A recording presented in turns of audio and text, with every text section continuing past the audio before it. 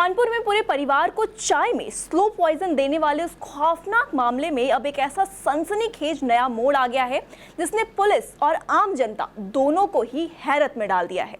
आपको याद ही होगा वो सीसीटीवी फुटेज जिसमें एक बहू अपनी सास और पति को चाय में कुछ मिलाकर देते हुए कैमरे में कैद हो गई थी, जिसके बाद सीए पति हिमांशु ने अपनी पत्नी ज्योति पर पूरे परिवार को धीमा जहर देकर मारने की साजिश का गंभीर आरोप लगाया था। लेकिन अब इस कहानी का रुख पूरी तरह से पलट चुका है, क्योंकि आरोपी पत्नी ज्योति अपने भाई के साथ सीधे पुलिस कमिश्नर के ऑफिस पहुंच गई, वो भी फूट फूट कर रोते हुए। ज्योति का साफ कहना है कि उसने चाय में कोई जहर नहीं बल्कि हल्दी और लौंग की पुड़िया मिलाई थी, और सबसे बड़ा धमाका तो ये हुआ कि वो पुड़िया किसी और ने नहीं बल्कि खुद उसके पति हिमांशु ने उसे दी थी।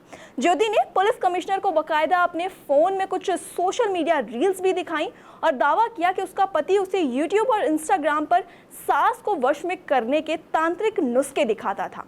ज्योति के मुताबिक उसके पति का बेंगलुरु की एक लड़की के साथ अफेयर चल रहा था और वो सिर्फ तलाक के लिए ये पूरी खौफनाक साजिश रच रहा है। पत्नी का आरोप है कि पति ने जानबूझकर ऐसी एक सोची समझी चाल के तहत किचन में हिडन कैमरा लगाया, पुड़िया में बाबा का दिया हुआ तंत्र मंत्र का सामान बताकर उसे चाय में मिलाने को कहा ताकि सास का बर्ताव सुधर जाए, और फिर उसी की रिकॉर्डिंग कर परिवार वालों को डरा धमकाकर उसे घर से निकाल दिया।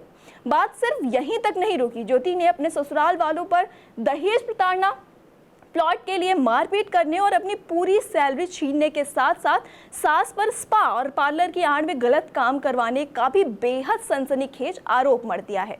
वैसे आपको बता दें कि दोनों की शादी इसी साल 30 जनवरी को हुई थी, जिसमें लड़की वालों ने 70 से 75 लाख रुपए खर्च किए थे, और अब भाई शुभम का कहना है कि दामाद ने घर बनवाने के नाम पर 10 लाख रुपए अलग से लिए, फिर भी उसकी बहन को प्रताड़ित किया।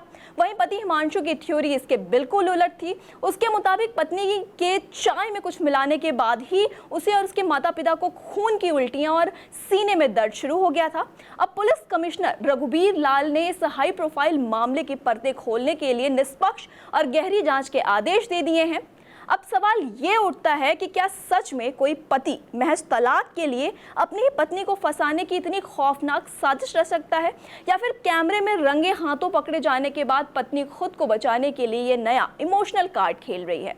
सच जो भी हो, कानपुर के स्लो पॉइजन कांड ने हर किसी को सोचने पर मजबूर कर दिया है, और पुलिस जांच के बाद इस रहस्य से पर्दा उठ पाएगा। वैसे इस खबर के बारे में आपकी क्या राय है, आप क्या सोचते हैं? अपनी राय कमेंट बॉक्स में जरूर दीजिएगा। तमाम अपडेट्स के लिए जुड़े रहिए आई इंडिया के साथ। मुझे दीजिए इजाजत। मैं थी आपके साथ प्रज्ञा वैदेही। नमस्कार। मेरा नाम हिमांशु गुप्ता है। मेरी शादी ज्योति गुप्ता से 30 जनवरी 2024 को हुई थी। शादी के बाद से उनका व्यवहार हमारे परिवार के प्रति बहुत ही अभद्र था, जिसको कई बार हमने समझाने की कोशिश करी, परंतु वह नहीं समझी।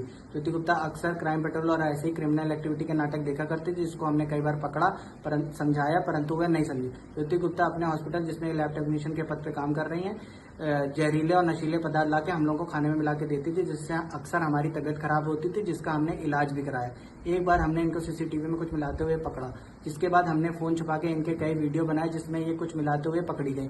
उसके बाद हमने इनके परिवार को बुला के शांति से बात करी, तो शांति से डिवोर्स लेने का राजीनामा हुआ, परंतु उसको यहाँ से ले जाके उनने मेरे खिलाफ दहेज का मुकदमा डाल के 70 लाख रुपए की अवैध मांग रखी और ना देने पे गंभीर परिणाम भुगतने की धमकी दी। इसके बाद मैंने एसीपी ऑफिस में एक प्रार्थना पत्र दिया, जिसकी जांच कर एसीपी ऑफिस द्वारा दावतपुर थाने में मेरी पत्नी और उनके परिवार के खिलाफ मुकदमा दायर किया गया। अतः मेरी पुलिस से निवेदन है कि इसकी जांच कर मुझे न्याय प्रदान करें। थाना दावतपुर के अंतर्गत एक अभियोग पंजीकृत किया गया है, जिसमें पीड़ित द्वारा आरोप लगाया गया है कि उसकी पत्नी के द्वारा उसको कुछ रासायनिक पदार्थ मिला के पिलाया जाता था। इसके बाद उसकी तबीयत खराब हुई। इसके संदर्भ में दिए गए प्रार्थना पत्र के आधार पर सुसंगत धाराओं में अभियोग पंजीकृत किया गया है। विवेचना की जा रही है, जो भी तथ्य आएंगे उसके अनुसार विधिक कार्रवाई की जाएगी।